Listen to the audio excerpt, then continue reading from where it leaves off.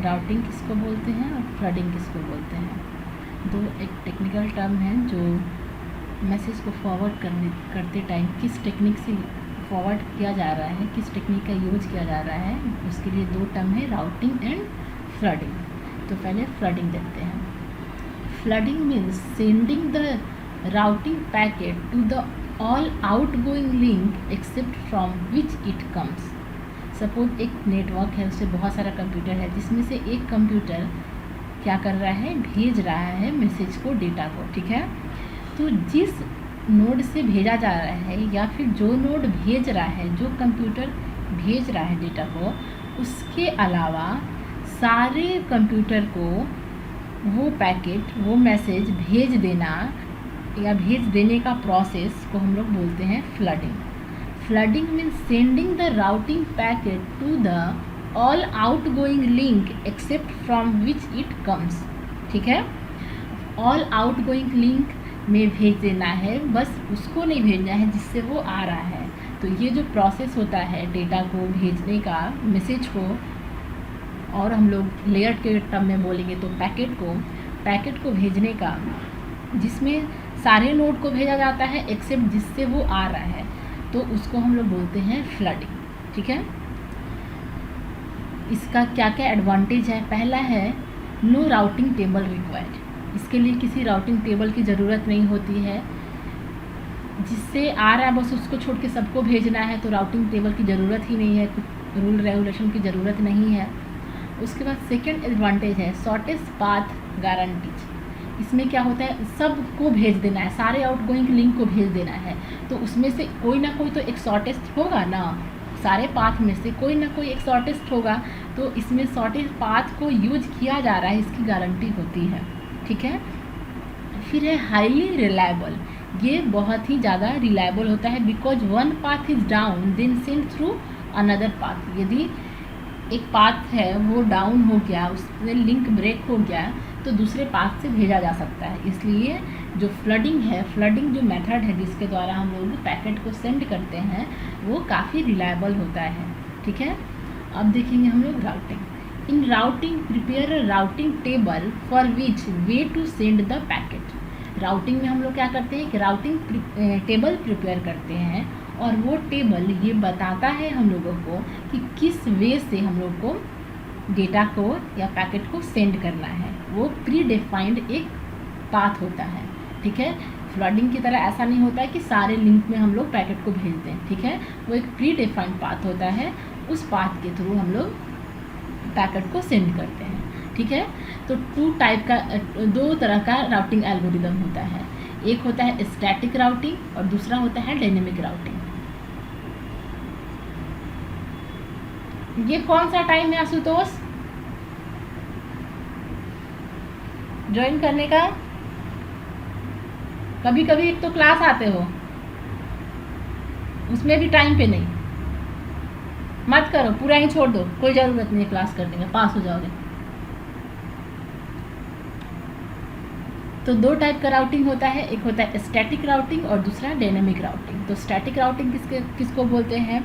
जिसमें ट्रैफिक और टोपोलॉजी, जो टोपोलॉजी हम लोग पढ़ चुके हैं। ट्रैफिक मतलब कि डेटा कितना पर सेकेंड पर मिनट कितना डेटा भेजा जा रहा है, उसका मेजरमेंट। यदि वो बहुत ज़्यादा है तो ट्रैफिक ज़्यादा है, वो कम है तो ट्रैफिक कम है, ठीक है। तो ट्रैफिक पे और टोपोलॉजी के चेंज होने पे यदि हम लोगों का राउटिंग टेबल चेंज होता है तो उसको हम लोग बोलते हैं, और हम लोग का जो एल्गोरिदम है वो चेंज होता है तो उसको हम लोग बोलते हैं डायनेमिक राउटिंग। और ट्रैफिक और टोपोलॉजी के चेंज होने पे भी हम लोग का एल्गोरिदम और राउटिंग टेबल चेंज नहीं हो रहा है तो उसको हम लोग बोलते हैं स्टैटिक राउटिंग, ठीक है। तो दो तरह का राउटिंग होता है। इसमें डायनेमिक राउटिंग का जो है दो टाइप होता है, एक होता है DVR जिसको बोलते हैं डिस्टेंस वेक्टर राउटिंग, और दूसरा होता है LSR जिसको बोलते हैं लिंक स्टेट राउटिंग, ठीक है। ये दो इम्पॉर्टेंट राउटिंग मेथड है जो कि डायनेमिक राउटिंग के अंदर आता है।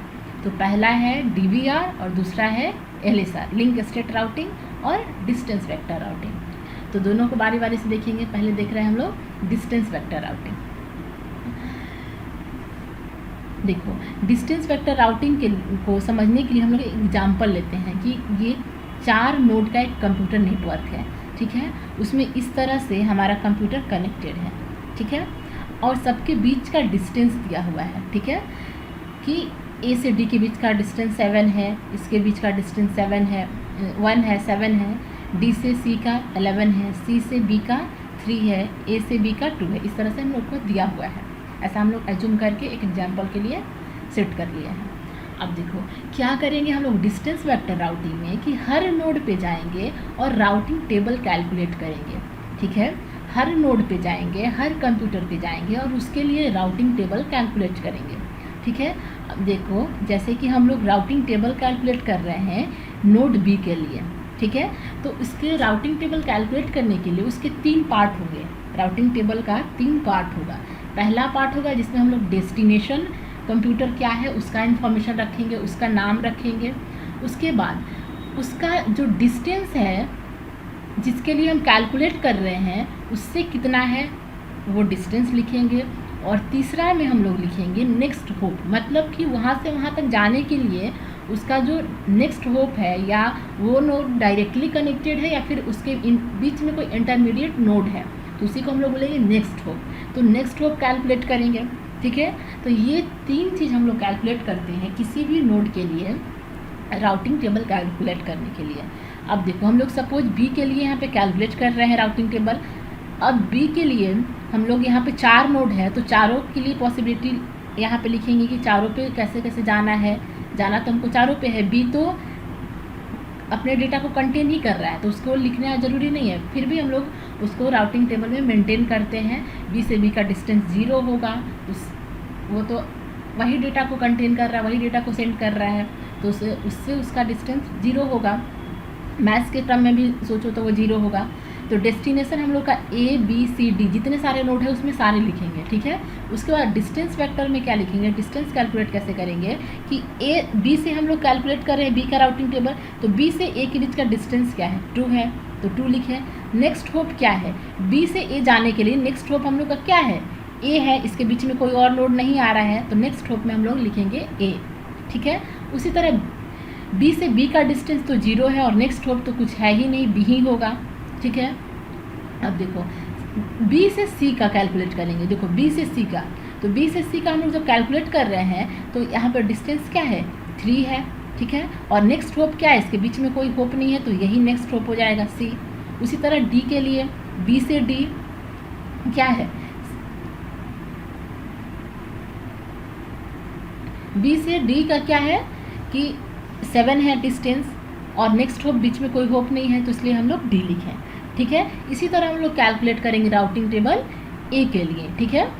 अब ए के लिए कैलकुलेट करेंगे तो इसमें भी डेस्टिनेशन में सारे नोड होंगे ए बी सी डी। अब ए से ए का डिस्टेंस 0 और नेक्स्ट होप ए, ठीक है। अब बी से ए से बी का डिस्टेंस, ए से बी का डिस्टेंस कितना है 2 है और नेक्स्ट होप क्या है बी है, नेक्स्ट होप बी और डिस्टेंस 2। अब देखो ए से सी का कैलकुलेट करेंगे। देखो ए से सी में कोई डायरेक्ट लिंक नहीं है, ठीक है। ए से सी में कोई डायरेक्ट लिंक नहीं है तो हम लोग डिस्टेंस क्या लेंगे इनफाइनाइट। ए से सी में कोई डायरेक्ट लिंक नहीं है, इनडायरेक्ट लिंक है, तो हम लोग क्या लेंगे कि उसका डिस्टेंस जो है वो इनफाइनाइट है तो हम लोग इनफाइनाइट लिखें। और नेक्स्ट होप की का कोई इन्फॉर्मेशन ही नहीं है, जब डिस्टेंस ही इनफाइनाइट है तो नेक्स्ट होप का कोई इन्फॉर्मेशन नहीं है तो यहाँ पर हम लोग डैश लिखें। उसी तरह डी के लिए कैलकुलेट करेंगे। ए से डी कैलकुलेट किए तो क्या है डिस्टेंस 1 है, डिस्टेंस क्या है 1 है और नेक्स्ट होप क्या है डी है, इसके बीच में कोई नोड नहीं है और तो डी लिखे, ठीक है, डी लिखे यहाँ पे। उसी तरह हम लोग सी के लिए कैलकुलेट करेंगे और डी के लिए कैलकुलेट करेंगे। तुम लोग का होमवर्क है कि खुद से इसको देखना कि ये वैल्यू कैसे कैसे आया। अब नेक्स्ट देखो ये पहला स्टेप था हम लोगों का। पहला स्टेप में हम लोग क्या किए कि जो डायरेक्ट लिंक वाले नोड थे उनका हम लोग डिस्टेंस वेक्टर कैलकुलेट किए, नेक्स्ट होप कैलकुलेट किए, ठीक है। मतलब ओवरऑल हम लोग राउटिंग टेबल कैलकुलेट किए उसके डायरेक्ट लिंक के बेसिस पे। अब हम लोग स्टेप 2 में क्या करेंगे, every node send distance vector to the neighbour router. अब क्या करेगा, सारा जो ये नोड है वो क्या करेगा, जो डिस्टेंस वेक्टर कैलकुलेट कर रहा है उस डिस्टेंस वेक्टर को अपने नेबर के पास सेंड करेगा। सपोज ए को हम लोग ले रहे हैं, तो ए का जो डिस्टेंस वेक्टर है, ए का डिस्टेंस वेक्टर क्या है, ये है। ए का डिस्टेंस वेक्टर ये हुआ, तो ये डिस्टेंस वेक्टर ए क्या करेगा, बी को भी सेंड करेगा और डी को भी करेगा। इसका नेबर कौन कौन है, बी है और डी है, तो बी और डी को दोनों को अपना डिस्टेंस वेक्टर का वैल्यू सेंड करेगा, ठीक है। अब देखो ये सेंड करने के बाद हम लोग अगेन से एक न्यू राउटिंग टेबल कैलकुलेट करेंगे सारे नोड के लिए। हर नोड अपने नेबर को भेज दिया, क्या भेजा, डिस्टेंस वेक्टर का वैल्यू भेजा। उस डिस्टेंस वेक्टर के वैल्यू के बेसिस पे हम लोग क्या करेंगे कि फिर से नया राउटिंग टेबल कैलकुलेट करेंगे। देखो जैसे हमारा नोड था ए था, वो क्या किया था, बी और डी से ये डिस्टेंस वेक्टर रिसीव्ड करेगा।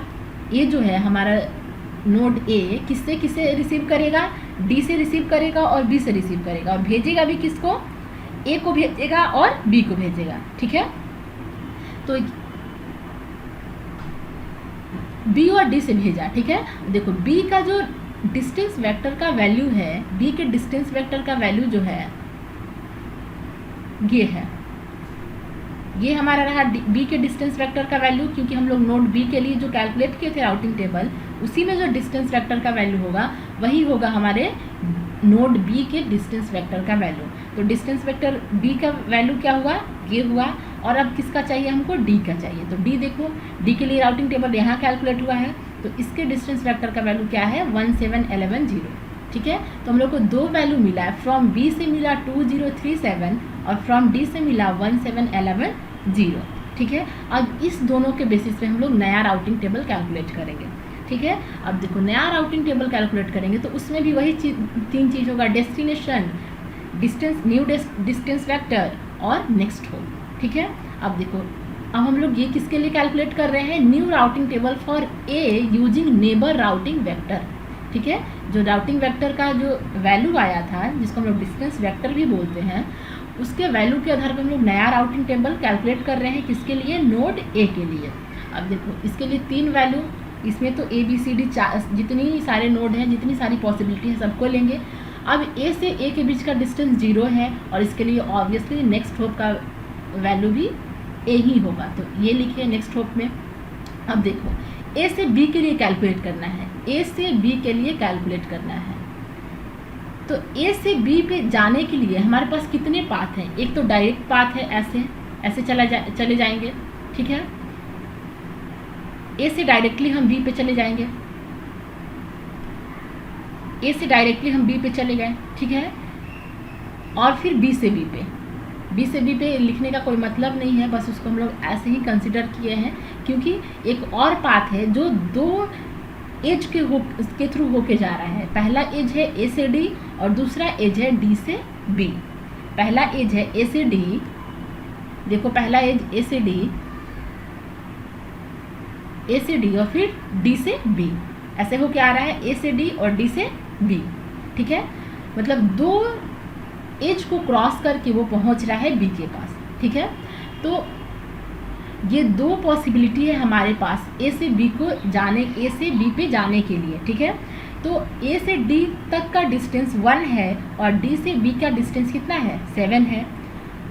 ए से बी का 3 पॉसिबिलिटी है, लेकिन हम लोग अभी देख रहे हैं 2 एज वाले को। 3 एज कंसीडर करेंगे तो 3 पॉसिबिलिटी हो जाएगी, एक और पॉसिबिलिटी कंसीडर हो जाएगा, लेकिन अभी हम लोग देख रहे हैं मैक्सिमम 2 एज क्रॉस करना चाहिए। क्लियर है, ठीक है। यदि हम लोग 3 एज को कंसीडर करेंगे तो हम लोगों को मिल जाएगा 3 एज, मतलब 3 पॉसिबिलिटी। क्लियर है ये। अब देखो ये ए से बी के लिए जो डिस्टेंस है वो 2 है और बी से बी तक 0 होगा ही होगा। अब इस दोनों को ऐड करेंगे हम लोग, तो ये जो मिलेगा वो क्या होगा, 2 + 0 = 2 और ये होगा 1 + 7 = 8। अब इस दोनों में मिनिमम क्या होगा, मिनिमम होगा हमारा 2, मतलब कि हम लोग के न्यू राउटिंग टेबल में जो वैल्यू होगा वो होगा 2। अब देखो ये 2 वैल्यू कब आया है, जब हम लोग इस पाथ को फॉलो किए हैं, ए से बी वाले पाथ को फॉलो किए, मतलब डायरेक्ट लिंक को हम लोग फॉलो किए हैं, तब हम लोगों को मिला है वैल्यू 2 जो कि मिनिमम है, ठीक है। अब ये मिनिमम है यहाँ से ए से बी डायरेक्ट जब जा रहा है तभी हम लोग का मिनिमम है, हो सकता था कि ये भी मिनिमम हो जाए। सपोज यहाँ पे ये वैल्यू 0 होता तो ये मिनिमम होता, लेकिन हमारे क्वेश्चन में ये वैल्यू 7 है तो ये मिनिमम नहीं है। मिनिमम ये डायरेक्ट पाथ ही है। तो डायरेक्ट पाथ में ए से बी पे जाने के लिए कोई इंटरमीडिएट नोड नहीं है, मतलब नेक्स्ट होप का वैल्यू क्या होने वाला है, बी ही होने वाला है। तो हमारे न्यू राउटिंग टेबल में भी नेक्स्ट होप का वैल्यू क्या है, बी है। ठीक है, अब बी से सी का वैल्यू हम लोग डिस्टेंस कैलकुलेट करेंगे। बी से सी के लिए एक पहला पॉसिबिलिटी है ए से डी जाना और फिर डी से सी जाना, और दूसरा पॉसिबिलिटी है कि ए से बी जाओ डायरेक्टली और उसके बाद बी से सी जाओ। ए से डी जाओ और देन डी से सी जाओ। दूसरी पॉसिबिलिटी है कि ए से बी जाओ और देन बी से सी जाओ। ठीक है, ये दो पॉसिबिलिटी है, जो दोनों पॉसिबिलिटी में हम लोगों का 2 एज कंसीडर हो रहा है। ठीक है, अब देखो ए से डी जाने के लिए वैल्यू 1 है, डिस्टेंस का वैल्यू 1 है, और डी से सी जाने के लिए डिस्टेंस का वैल्यू भी 1 है। यहाँ पे ए से बी जाने के लिए 2 है और बी से सी जाने के लिए 3 है। तो टोटल हम लोग का यहाँ पे 5 कैलकुलेट होके आ रहा है और यहाँ पे आ रहा है 2। तो मिनिमम हम लोगों का क्या हुआ, मिनिमम हम लोगों का हुआ 1। आई थिंक ये डी से सी 11 है, 11 प्लस 1 क्या हुआ 12, और ये 2 प्लस 3 5। तो हम लोग का मिनिमम क्या हुआ 5 हुआ। तो इसलिए हम लोग के न्यू राउटिंग टेबल में जो डिस्टेंस वेक्टर का वैल्यू होगा वो 5 होगा। और नेक्स्ट होप ए से बी जा रहा है और बी से सी, मतलब इंटरमीडिएट नोड बी है, इसलिए हम लोग का नेक्स्ट होप का वैल्यू क्या हो गया, बी हो गया। ठीक है, अब हम लोग ए से डी कैलकुलेट करेंगे। ए से डी कैलकुलेट करने के लिए हम लोग के पास 2 पॉसिबिलिटी है, ए से डी जाओ और फिर डी से डी जाओ, या फिर दूसरा ए से बी जाओ और फिर बी से डी जाओ। ठीक है, तो ए से डी जाने के लिए हम लोग के पास जो डिस्टेंस है वो 1 है और डी से डी ऑब्वियसली 0 है। फिर ए से बी 2 है और बी से डी हम लोग का कितना है, 0 है। बी से डी 0 नहीं होगा, कुछ और होगा। बी से डी कितना है, 3 है। ठीक है, तो हम लोग का टोटल वैल्यू क्या हो गया, 2 प्लस 3 5, और यहाँ पे हुआ 1 प्लस 0 1, मतलब मिनिमम इसमें क्या होगा 1। तो हम लोग का नेक्स्ट ये डिस्टेंस वेक्टर का वैल्यू 1, और हम लोग इस पाथ के थ्रू डिस्टेंस वेक्टर निकाले हैं, मतलब इंटरमीडिएट नोड कोई नहीं है, तो नेक्स्ट होप का वैल्यू भी क्या हो जाएगा, डी हो जाएगा। ठीक है, इसी तरह से हम लोग न्यू राउटिंग टेबल कैलकुलेट करेंगे सारे नोड के लिए। ये तो हम ए के लिए किए, इसी तरह तुम लोग करोगे, होमवर्क है तुम लोगों का कि खुद से करोगे सारे, और जो रेस्ट नोड बचे हुए हैं बी सी एंड डी, उसके लिए न्यू राउटिंग टेबल कैलकुलेट करोगे 2 एज को कंसिडर करके। ठीक है, उसके बाद क्या करना है, 3 एज को कंसिडर करके। ठीक है, 4 एज तो यहाँ पे है ही नहीं, पॉसिबल ही नहीं है, तो 4 एज को हम लोग नहीं लेंगे, मैक्सिमम 3 एज तक कैलकुलेट करना पड़ेगा। और हर नोड के लिए राउटिंग टेबल हर बार न्यू राउटिंग टेबल कैलकुलेट करेंगे, किसके बेसिस पे, जो प्रीवियस हमारा राउटिंग वेक्टर का वैल्यू है उसके लिए। अब इसके बाद वाला जो राउटिंग टेबल कैलकुलेट होगा उसमें हम लोग क्या करेंगे, इस वाले डिस्टेंस वेक्टर को लेंगे। ठीक है, जो नया राउटिंग टेबल कैलकुलेट होगा ए के लिए, उसमें हम लोग क्या करेंगे, बी और डी से जो आया हुआ डिस्टेंस वेक्टर रहेगा इस वाले स्टेप में, उसको हम लोग लेंगे डिस्टेंस वेक्टर के वैल्यू के तौर पे। ठीक है, इसका एक ऑल्टरनेटिव मेथड भी है कि इतना सारा ना करके हम लोग ऑल्टरनेटिव मेथड से इसको सॉल्व कर सकते हैं, लेकिन यदि एग्जाम में आए तो तुम लोग ये मेथड को फॉलो करना, क्योंकि इलेबोरेट करना है अच्छे से, और एग्जाम में नहीं आए, कंपटीशन में आए तो ये मेथड को फॉलो करना। इसमें क्या करना है कि देखो ए के पास कौन कौन राउटिंग ये वैल्यू भेज रहा था डिस्टेंस वेक्टर का, बी और डी। तो बी और डी का हम लोग डिस्टेंस वेक्टर का वैल्यू यहाँ पे लिख लिए। अब क्या करेंगे कि ए बी सी डी से हम लोगों को डिस्टेंस वेक्टर कैलकुलेट करना है, नया डिस्टेंस वेक्टर। तो क्या करेंगे, ए से बी का डिस्टेंस कैलकुलेट करेंगे। तो ए से बी का डिस्टेंस 2 है और ए से डी का डिस्टेंस क्या है, 1 है। ठीक है, अब क्या करेंगे, ये जो वैल्यू आया इस वैल्यू को सारे नोड में ऐड करते जाएंगे, बी सी डी जो रेस्ट बचा हुआ नोड है उसमें ऐड करते जाएंगे। तो 0 + 2 = 2, 7 + 1 = 8, मतलब इस दोनों में मिनिमम क्या है, 2 है। तो हमारे नए राउटिंग वेक्टर में 2 होना चाहिए, तो है 2। ठीक है, नेक्स्ट वाले रो के लिए कैसे कैलकुलेट करेंगे, 3 + 2 5, 11 + 1 12, दोनों में मिनिमम क्या है, 5 है, तो 5 होना चाहिए, 5 है हमारे टेबल में। ठीक है। नेक्स्ट के लिए 7 + 2 9, 0 + 1 1, तो मिनिमम क्या है 1 है, तो 1 होना चाहिए, है 1। तो ये है हमारा ऑल्टरनेटिव मेथड कि हम जल्दी से कैसे कैलकुलेट कर पाएँ यदि कॉम्पिटिटिव एग्जाम में आए तब। और तुम्हारे एग्ज़ाम के लिए ये इम्पॉर्टेंट है कि किस तरह से हम स्टेप को फॉलो करना है। क्लियर है। अब दूसरा राउटिंग मेथड है हम लोगों का जो डायनेमिक राउटिंग के अंदर आता है, वो है link state routing. Link state routing में हम लोग क्या करते हैं कि हर नोड के लिए राउटिंग टेबल कैलकुलेट करते हैं, और उस राउटिंग टेबल में क्या होता है और भी एडिशनल इन्फॉर्मेशन होता है, जैसे सीक्वेंस नंबर होता है कि उस पैकेट का सीक्वेंस नंबर क्या है, TTL होता है, टाइम टू लीव का वैल्यू क्या है, ये सब इन्फॉर्मेशन भी होता है राउटिंग टेबल के साथ साथ। ठीक है। अब सपोज कि यहाँ पे B का हम लोग राउटिंग टेबल कैलकुलेट कर रहे हैं, तो रेस्ट बचे हुए नोड क्या है C, D और A, जिससे D डायरेक्टली कनेक्टेड है। ठीक है। क्या है, C है, B है और A है। ठीक है। अब देखो D से हम लोग देखेंगे कि C का डिस्टेंस कितना है, तो 11 है, B का कितना है 7 है, A का कितना है 1 है। ठीक है। ये पहले स्टेप में हम लोग इस तरह से हर नोड के लिए राउटिंग टेबल कैलकुलेट कर लेंगे, किसमें, लिंक स्टेट राउटिंग में। अब देखो दोनों में डिफरेंस क्या है, यहाँ तक तो वहाँ भी सेम था, बस वहाँ पे हम लोग D को भी कंसीडर कर रहे थे, D के लिए भी हम लोग एक नया एंट्री दे रहे थे राउटिंग टेबल पे। यहाँ पे डिफरेंस है कि हम लोग D के लिए कोई एंट्री नहीं दे रहे हैं टेबल में, उसके अलावे क्या कर रहे हैं, एडिशनल इन्फॉर्मेशन स्टोर कर रहे हैं, जैसे sequence number, time to live. ठीक है। अब देखो इसके बाद डिफरेंस क्या है कि वहाँ पे हम लोग क्या करते थे कि ये कैलकुलेट करने के बाद ये जो D है, D को इसके जो नेबर है वो भेजेंगे अपने राउटिंग वेक्टर का वैल्यू, मतलब डिस्टेंस वेक्टर का वैल्यू। लेकिन इस मेथड में क्या होता है कि हर नोड दूसरे नोड को भेजता है अपने डिस्टेंस वेक्टर का वैल्यू। ठीक है। यहाँ पे डिस्टेंस वेक्टर का वैल्यू क्या है, ये है, ये वाला है डिस्टेंस वेक्टर का वैल्यू। तो हर नोड, हर जो रेस्ट नोड है उसको भेजेगा क्या, अपने राउटिंग डिस्टेंस वेक्टर का वैल्यू। ठीक है।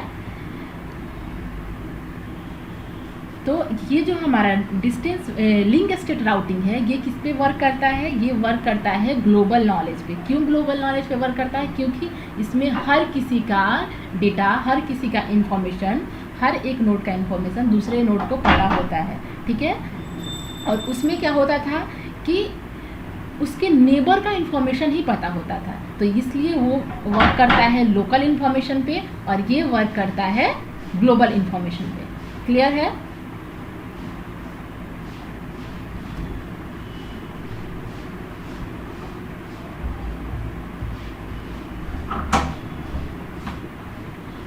नहीं छोड़ दो, काम करो।